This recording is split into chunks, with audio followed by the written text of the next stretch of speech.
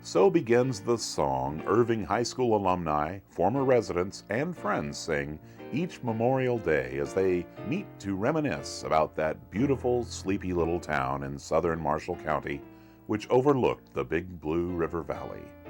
We hope the production of this video by the Irving Alumni Association helps to preserve those fond memories of this grand little town, its people, and its history.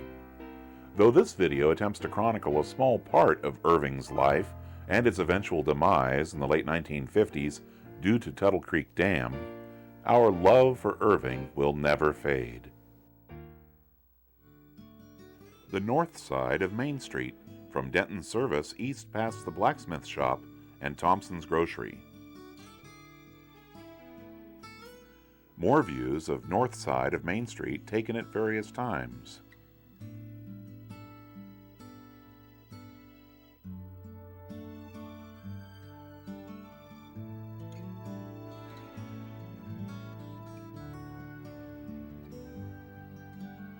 Here are views of the south side of Main Street, showing Hannon's Market, the post office, and Lee's Hotel as they were about to be razed.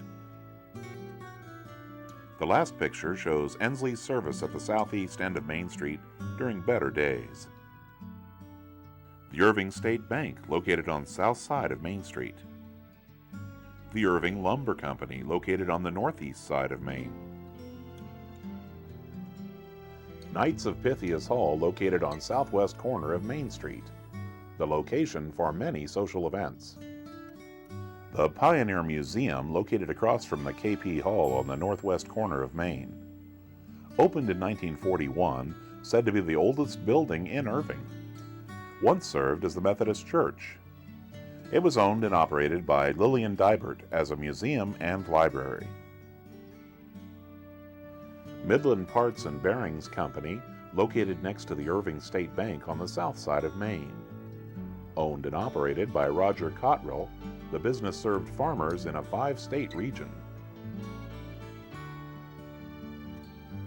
Remember the Palace of Sweets drugstore operated by Don and Hugh Thompson on the north side of Main Street? And for those who like to go way back in Irving's early days, this photo of North Main Street.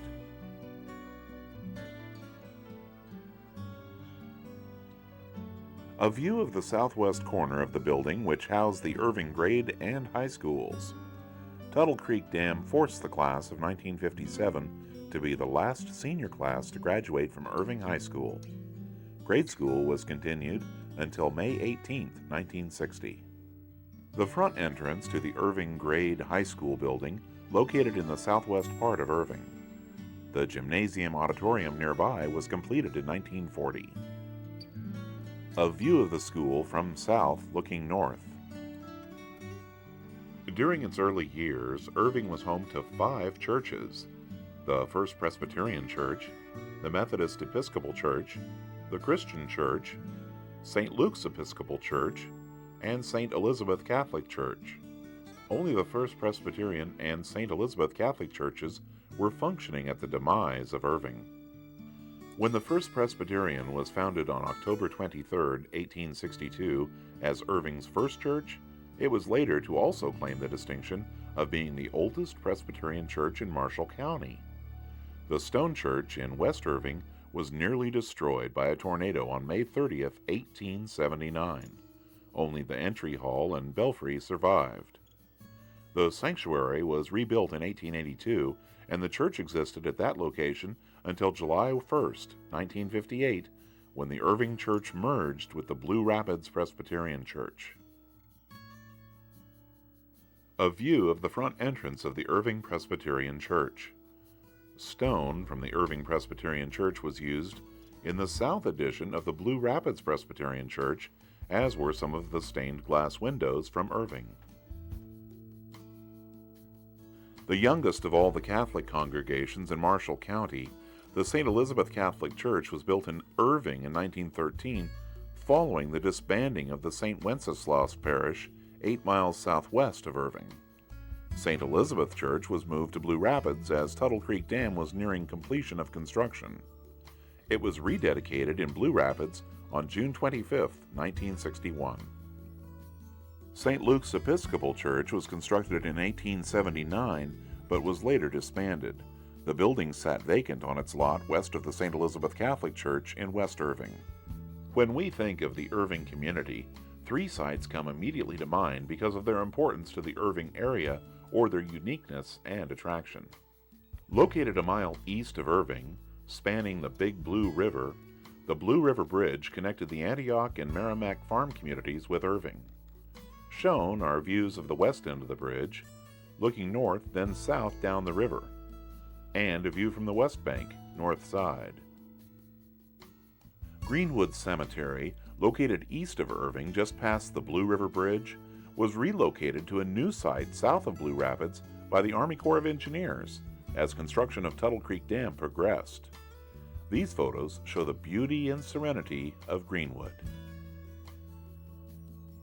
The first photo is an aerial photo of the famous Big Round Barn at the Fred Cottrell Ranch, 3 miles northeast of Irving.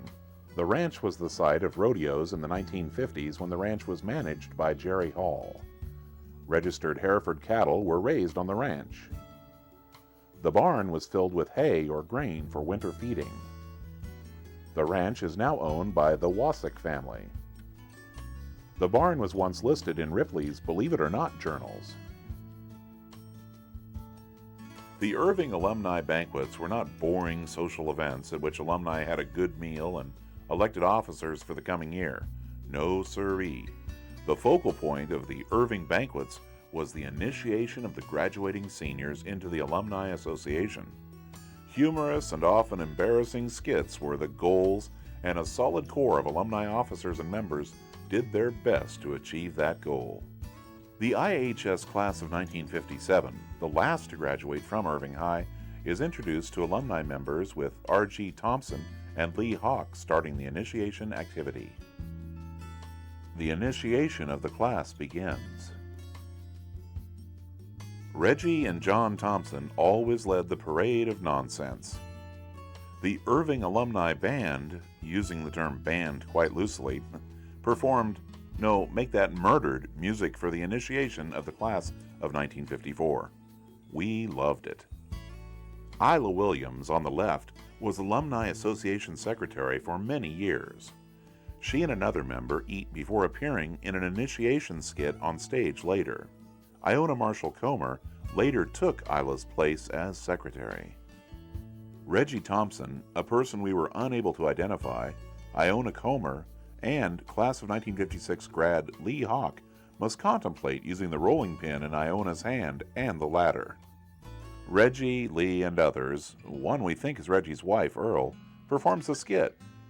Nonsense and humor was always abundant. The initiation committee got the class of 1954's goat during the ordeal. Note the candelabra on the right. Folks, this was high-class stuff, although no Liberace present. Rehearsal time prior to the alumni banquet. A typical Irving Alumni Association banquet crowd. The following are photos of Irving residents at work or play taken by Olin Dibert during 1953-1957, and photos from the personal files of others. Jim Hannon, owner of Hannon's Market, and Orville Lee Carter work in the meat and frozen food department of Hannon's Market, while Evelyn Hannon and Bessie Heralick work at the grocery section. The store was closed in 1956 due to Tuttle Creek Dam. Reggie and John Thompson owned and operated Thompson's store on the north side of Main Street. The store offered a complete line of grocery, meat, and dry goods, such as shoes, shirts, and overalls. Their father started the store at another location in 1892. The store closed in 1959 due to Tuttle Creek Dam. John Holgerson worked long hours at Holgerson Repair Shop to keep local farmers, auto owners, truckers, and the Blue River Sand and Gravel Company going. W.T. Blaney of Blaney's Hardware balances the books of the hardware store, which served Irving and surrounding farm communities for many, many years. Al Carlson and fellow Drum Frank Post Legionnaires work a pie sale at the Knights of Pythias Hall on Main Street. Drum Frank Post number 219 was organized in Irving on February 21, 1920. Joe Luznicki, John Carlson, and Ross Denton take a break while filling the silo at the John Cottrell Farm east of Irving across the road from the Union Pacific Railroad. Paul Smearcheck, operator of the Irving Elevator, and Jim Stuyvesant, Irving Town Marshal, take a break at the elevator. Reggie and Earl Thompson, Lillian Dibert, Charles and Dora Jones, and others enjoy a meal with a business meeting. Rich Mullins' daughters and friends enjoy a buggy ride down Main Street in 1958. Coach Bob Bremner and wife Dottie chaperone a high school event. This popular and successful basketball coach coached teams to winning records from 1952 until 1957 when the high school closed. Looks like the Irving boys basketball team won another trophy, and cheerleader Marilyn Williams is glad to present it. Irving cheerleaders lead a pep rally before a big game.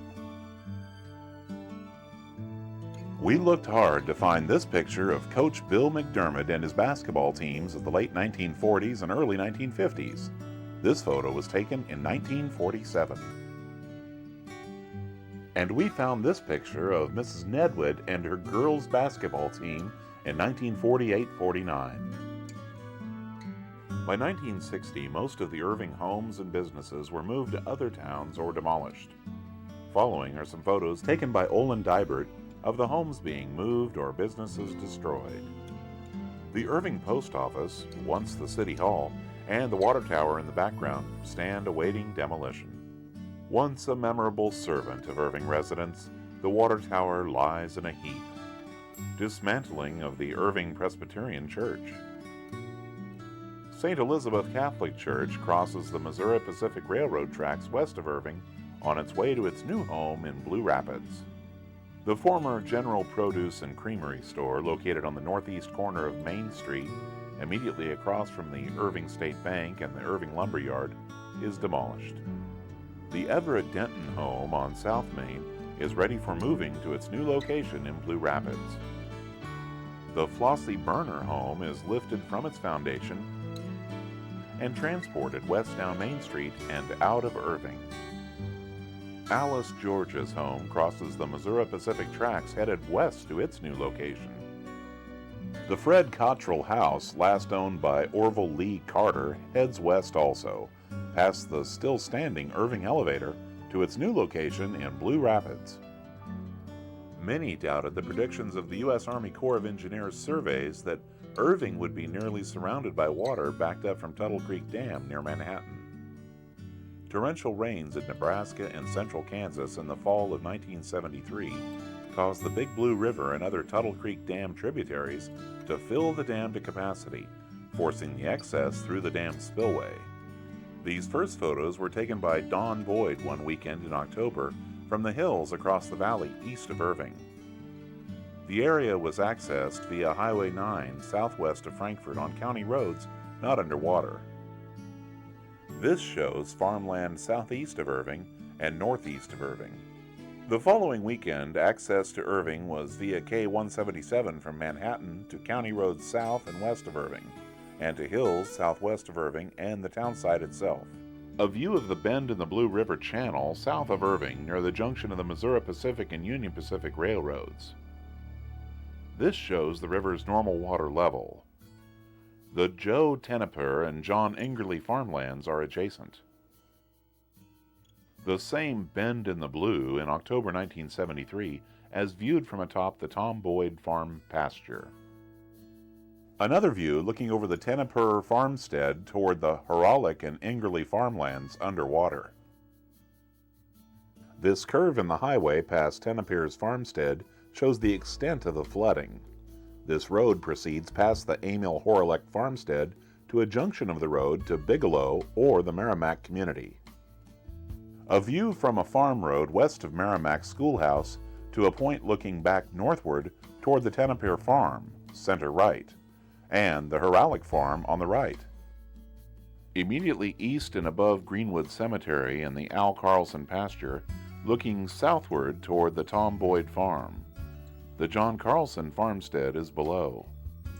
This used to be the highway going past the Greenwood Cemetery, across the Blue River Bridge, onto Irving's Main Street. The bridge has been swept aside to its west bank. However, one can see the path of the road by the line of trees. Now that road bends northward to Highway 9 east of Blue Rapids. The water's edge is past the entrance to Greenwood Cemetery. From the Boyd Hilltop looking west across the valley to farmland south of Irving. Located in the center of this photo, the Irving townsite is high and dry, although nearly surrounded by water.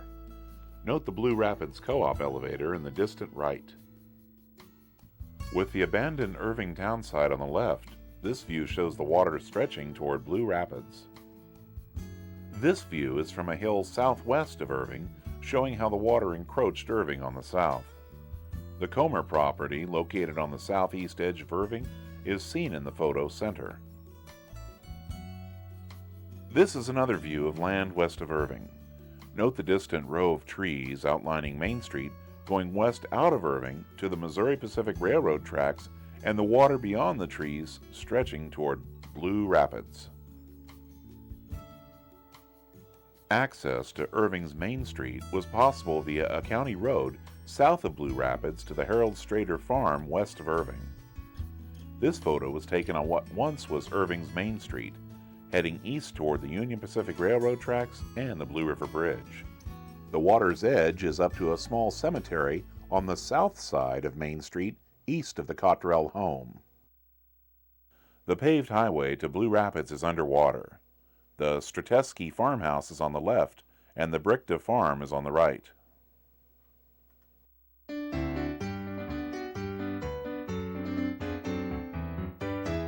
Our thanks go to those who contributed photos or slides for the production of this video. We thank the Marshall County Historical Society, Pauline Williams, Don Boyd, and particularly Beth Skinner for the use of photo slides taken by her father, Olin Dibert, Irving's banker during the 40s and 50s.